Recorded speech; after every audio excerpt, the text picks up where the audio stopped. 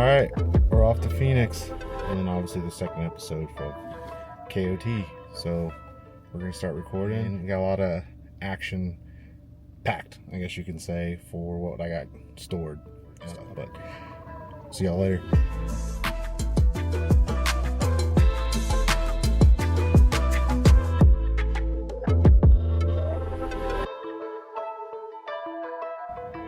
Alright, we made it to the True. This is my favorite hotel to stay in when I always stop at Idaho Falls. Sorry, it's kind of late, but we made it. We're gonna wake up and hopefully we get to make it all the way to Arizona. We're gonna go to Page, try to visit a buddy. See y'all.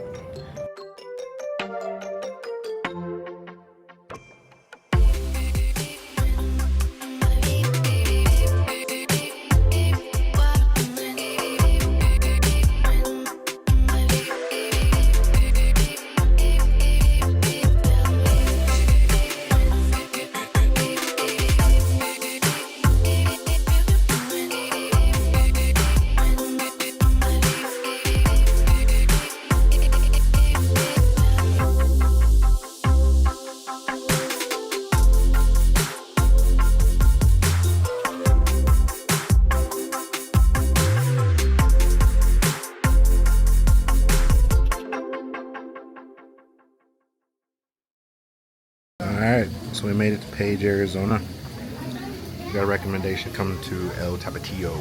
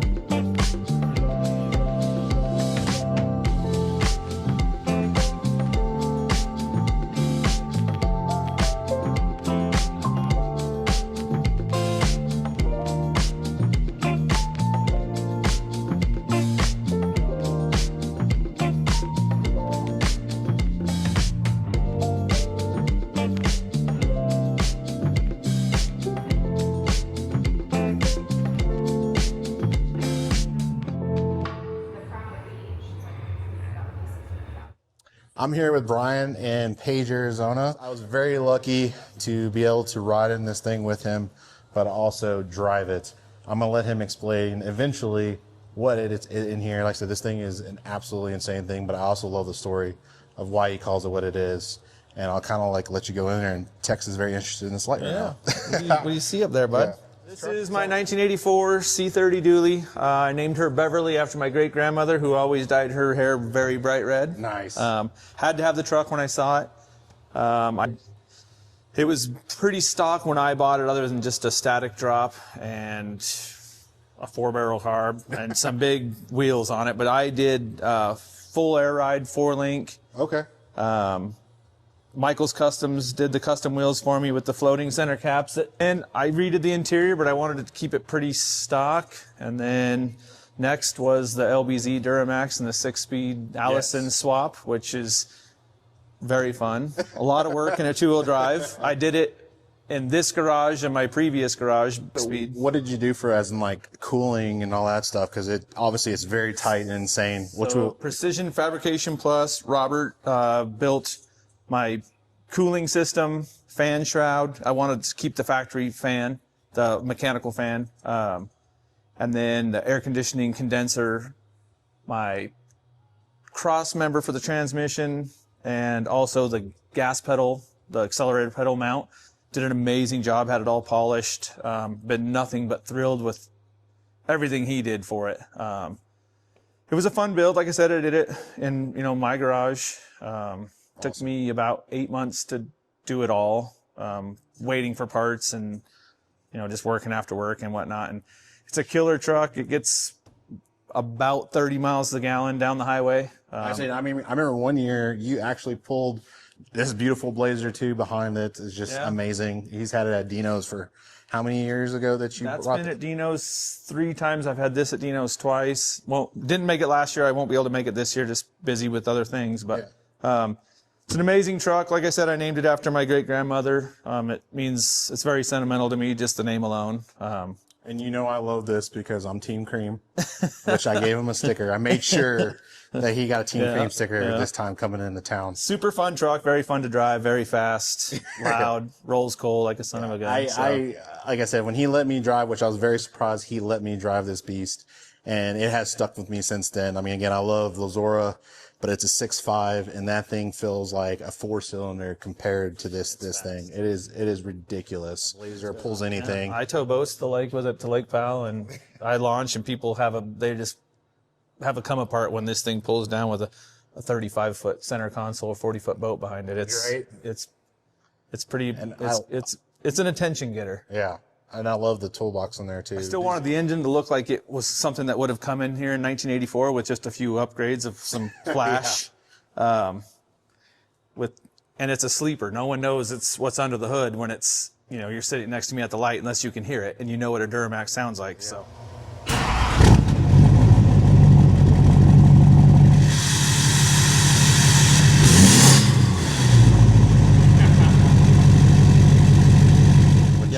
Which Precision Fabrication Plus did it. I mean, everything, there was jigs and templates that came with everything. Like you modify the core support very simply, very easily. DMAX swap did my wiring harness. I had to custom build a lot of my own plumbing because really right now no one's building it, especially for a 2-wheel drive because everything has to be lowered so much. Yeah.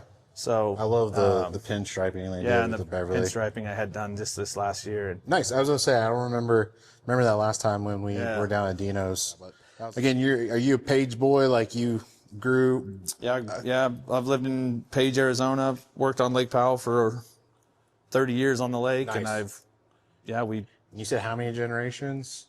I'm a 5th generation Arizonan. Wow. So that's for you guys don't know that's way before Arizona. Before we was were a state. Yeah. So. Which I do remember that from elementary school. 1912 is when they came to 48th state.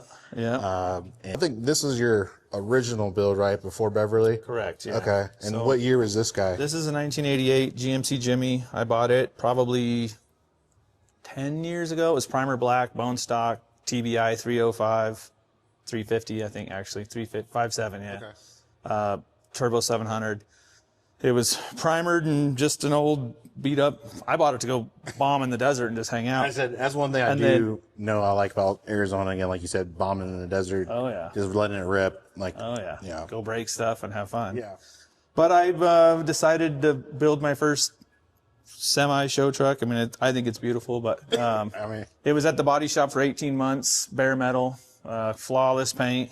I put a 400 horse small block, fuel injected, still, throttle body fuel injected, but everything underneath it is powder coated. Interior's all done. It looks relatively factory. I don't like when people change the interiors of the square bodies. Yeah. Yeah, I agree with you. It's a super fun truck. It goes to car shows and lives in the garage. But we did amp steps. That was a nightmare. Figuring all that out. I bet. You know what the funny thing is? I didn't even know you did, and you guys did a great job. Yeah, it's a beautiful truck, killer stereo, way fun. And you just take it around the lake and stuff like that, or just shows? Just car shows. I hear you. Yeah. No, it's a garage queen and trailer queen. Gotta have it. Fun truck, but all right, it's for sale. Is it really? It's been for sale. Oh, has it really? I can't get it. Yeah. Okay. Yeah. How much you selling it for, if you don't mind me asking? Not what you take, but how much I you take 55. 55. I mean, obviously the paint job alone. I'm 20 in the paint. Yeah, right. Easily, it looks like a dang. And everything underneath is taken apart. It's all powder coated. 488 gears. Everything works. Air conditioning, 4-wheel drive. It all works. But it's fun. Just if you're not using it, get rid of it. All right. Well, thank you again for letting me come in to the shop. Glad to have you here. Glad we had a couple beers and stuff like that. Coors, by the way. Banquets. The banquets, yeah. Thank you. Thanks, man. Of course. Good morning, y'all. We're in Page, Arizona. We're going to start our journey down to the valley in Phoenix. I'm actually going to go down to Florence to go see Fernando at the Rusty Wheel Ranch. Super pumped. We've been talking for a couple years now. Buddies on Instagram, and we're finally being able to connect together, sit around a campfire, drink some beer, and talk about trucks potentially, but also his ranch stuff. I love what he's doing on this page, and it's just going to be amazing to actually go see it in person and hopefully get a look at those cool Ford trucks. Thank you guys, and I'll see you here in a bit. This is Texas' first time in the desert. I think he likes it.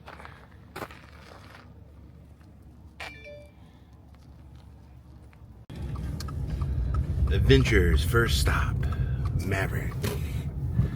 Start giving shout outs to him, man, and get a sponsorship. Only makes sense. What do y'all think? So what do you think about Page so far? I really like it here. It's got a nice vibe. The red rocks are pretty. We got here a little late to see the lake last night, but I think we'll be back. I'm excited about it. Yeah. Interview with Brian. Pretty awesome. Yeah, it went really well. He's a cool guy. Oh, how you been liking the drive so far? It hasn't been bad. We've kind of broken it up into manageable days, and so Subaru's been doing good. Tex has been having a good time. Hasn't been too bad. All right. Off to Phoenix. Off to Phoenix.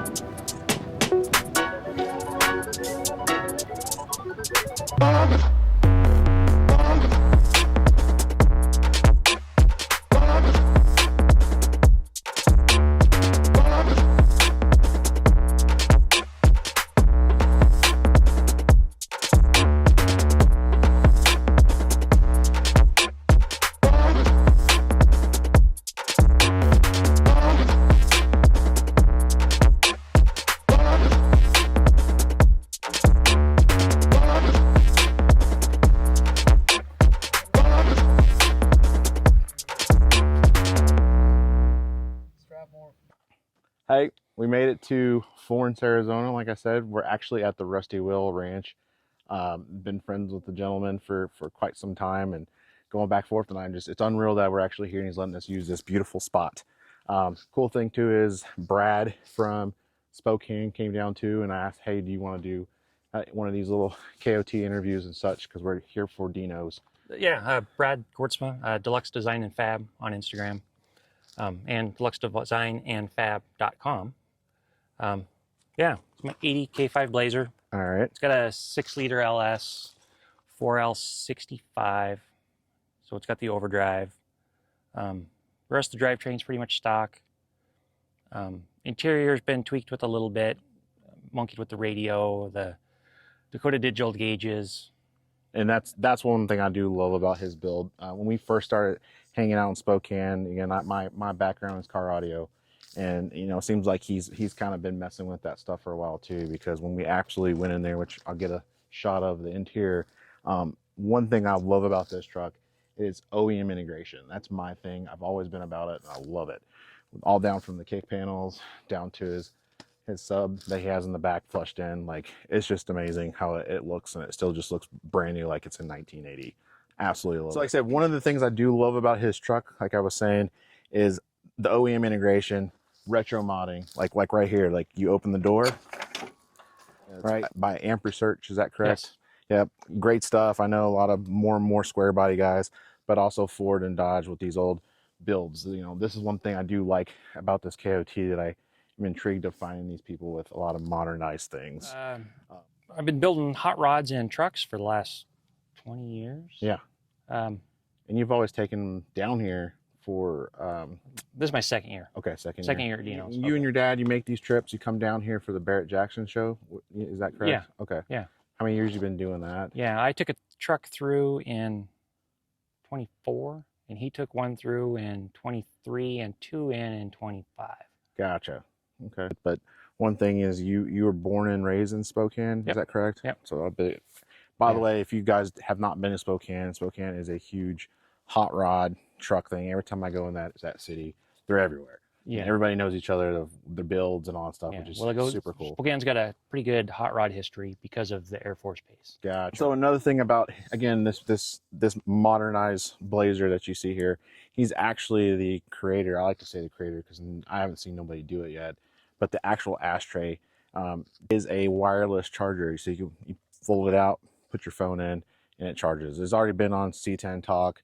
I think LS Fab sells your piece too. Yep. And then obviously his own website and eBay and such. So, well, how many miles that you drove down from Spokane? 1354. Wow. I didn't even realize it was that far. Yeah, it's that far. Yeah. Someone posted something the other day like, yeah, getting ready for the big trip to Dino's, 12 hours. It's going to be a long one. It's like, hey, that's sweet. I know. I know all about it. Last time I drove to Dino's in Lazora, I didn't take it here this year because we have a booth, but did 30 hours. And it was straight. She got mad at me, but never turned off the dually. Yeah. Kept filling it in, both tanks and stuff like that. And I love it. You feel like you're in a time zone and you're driving in the year that your truck is. Yeah. But thank you for coming out here, Brad. I appreciate the conversation, and I can't wait till the next KOT to see you because it seems like you're gonna be going to a lot of these, which I absolutely love. Yeah. Appreciate the support, man.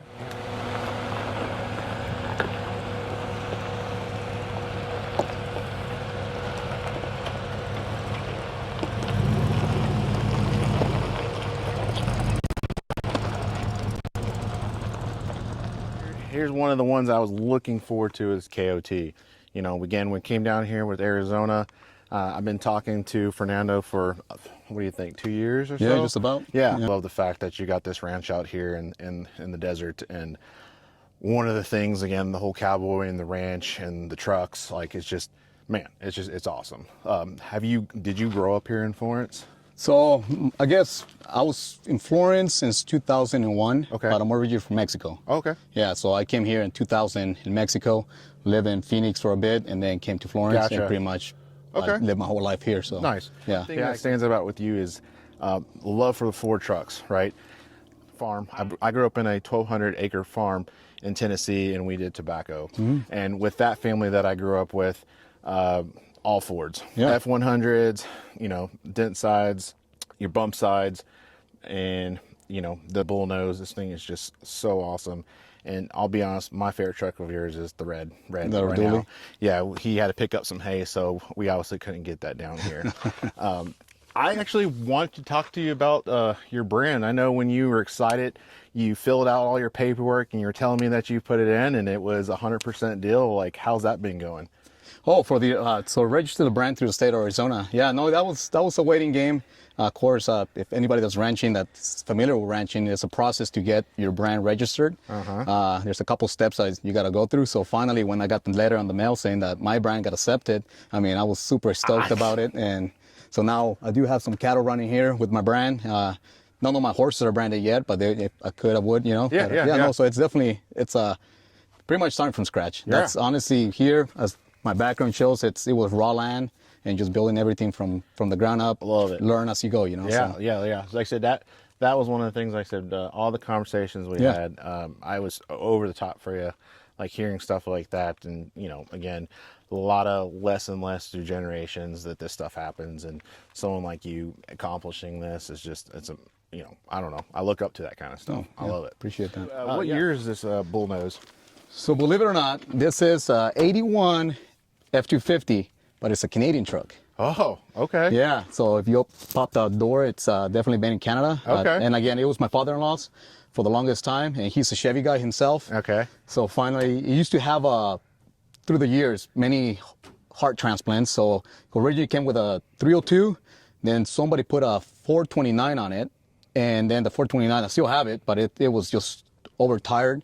And then I got a good deal on an RV block from an RV truck, 86, and now it has a 460 on it. So it's all original still for the most part on the chassis and body. So I was super surprised for being a Canadian truck that is no rust at all. For sure, you don't hear about that. Yeah, no rust at all. So, I mean, the usual, but no nothing bad. Yeah, yeah. So she runs good. Again, Yeah, right now, besides the dually, this is 100% my daily. Okay. All 8 miles a gallon, my daily. But 8 gallons of smiles too. That's right. No, time. so I love it. Again, I try to keep her running, do the sure. best that I can. Yeah. And one thing I'm proud of, not a single drop of oil. Does not leak oil. Oh, okay. Nothing. So that to me is for me, for being a rancher, Yeah. and being able to ranch on my own things and not leak oil. To me, that's a big. Yeah. That's a big. And I did notice one thing I do like about the Ford side. Obviously, we got these younger generations that are starting to turn to these, but I'm pretty sure you get a lot of thumbs up and stuff, and kids like, you know, high schoolers and stuff probably coming up to you and like loving these Fords, especially this year. I know this is a hot one. I hope you don't ever get rid of this. This is like your part of your brand, which is awesome. Yeah. Horses. How many horses you got on this ranch? So I got just 2 horses, and one that pretty much taught me a lot that I know about horses. And so she's older, she's retired. Nice. My daughter's a rider, but it's one of my favorite horses. Yeah. Again, she taught me a lot. And then I just got one that, surprisingly, his name's Chevy. So I get to say that I tow a Chevy with a Ford. There you go. So so he's a good horse, and that's my ranch horse right now. And then I'm working on a mule. So I got a mule project. Oh, nice. And it's green. Again, starting from scratch, and it's been a fun experience for me. I was gonna say, how was that? I've never per se worked with mules. I've had 2 horses again at the ranch in Glendale, and again, basically, like, is there much of a difference? Absolutely. I think so. Yeah. And again, I'm not a horse equine expert by all means, but there is, like, if a mule likes you, that speaks volumes, right? Yeah. So it's because they're very, they sense your, I guess I don't want to sound cheesy, but your vibe, right? Yeah, no. And to me, horses, you could break a horse and the horse will do anything you want, but a mule, for it to respect you and follow you, it's a whole different animal. Yeah, I've heard they actually hold on a lot of memory. Correct. Like, so if you're nasty one, they're gonna remember it for your whole existence. Yeah. And that's what I've heard. Yeah. So it's been an awesome, amazing project for me. Okay. You know, I'll learn a lot. That's for sure. Cool. Well, obviously I'm gonna stay in touch. We'll drink some Coors after this, and I'm sorry I put you on the spot. No, absolutely. Yeah, this is good. No, I'm glad you made it. Yeah. And so again, thank you for letting us get on your property and make fun of it, man. Yeah. I appreciate it. Yeah, absolutely. Nice meeting you. Yeah, absolutely. Thank you. We got Jerry in the house. The squad from Gallup. There's Saul. I guess his phone charged now.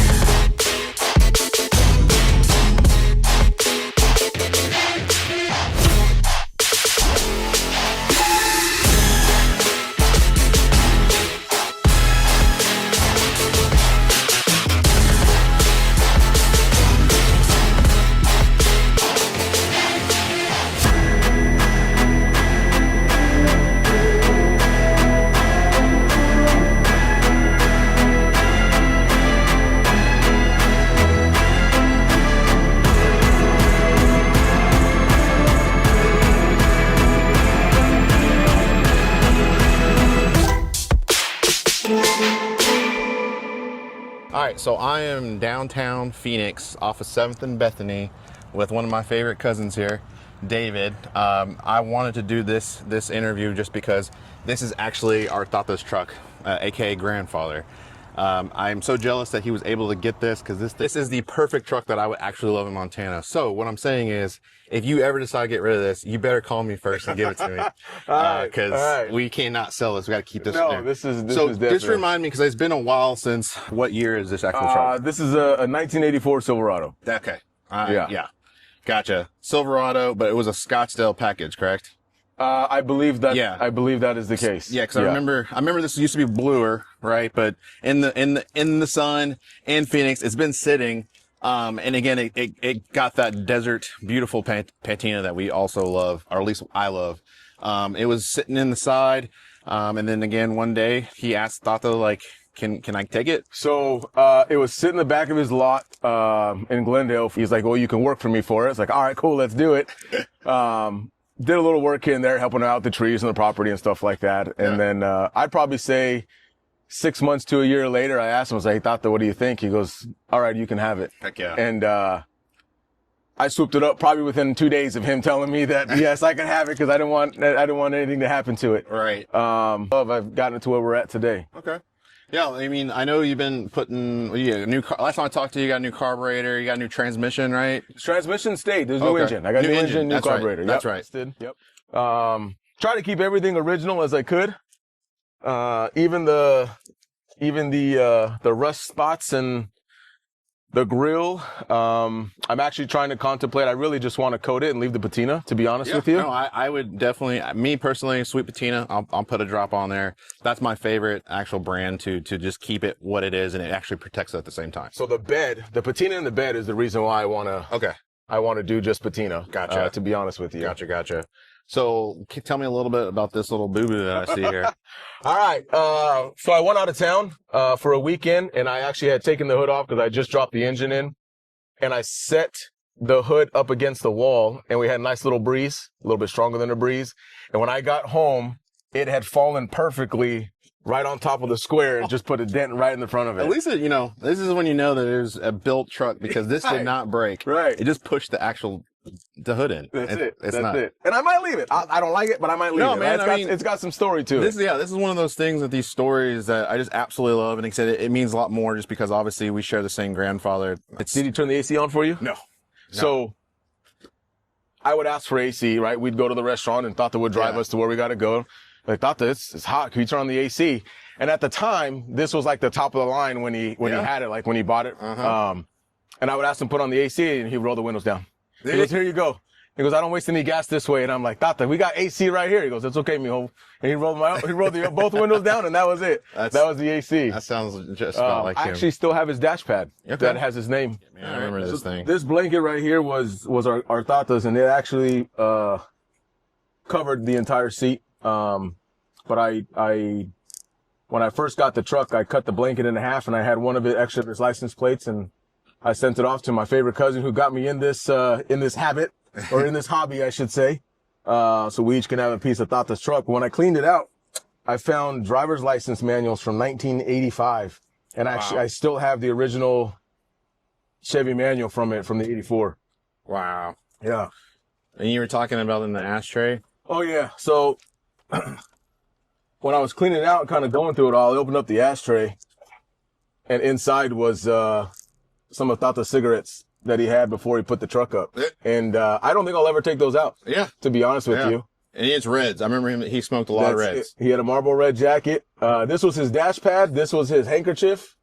Heck yeah. That's why you always see me with a handkerchief in my back pocket at these shows. 100%. Yeah. 100%. Yeah, man. So I absolutely love what you're doing with it. I know life happens, kids and everything like that, but I really, truly hope you get to keep plugging away and fixing it up. I can't wait to see it at Dino's one of these days. I obviously, this is my release party. I'm starting this square deal. So I will have a booth next year, hopefully with more product and such. Be pretty neat to like have something in like this. And this is my style. I don't care about all that stuff. I want to be the ugly child at the thing. So that's my thing in Montana. Dave, love you, brother. Love you too, cousin. Yeah, man. Yeah. I love what you're doing with the truck. Appreciate it. It'll get there. Yeah. Labor of love. Thank you, guys.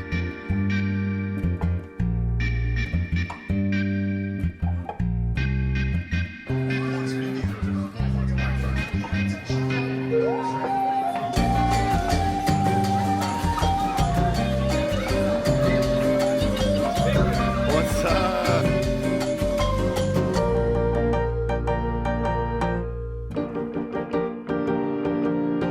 All right, so I'm here in Phoenix, Arizona with actually my godmother, my aunt, actually one of my favorite aunts.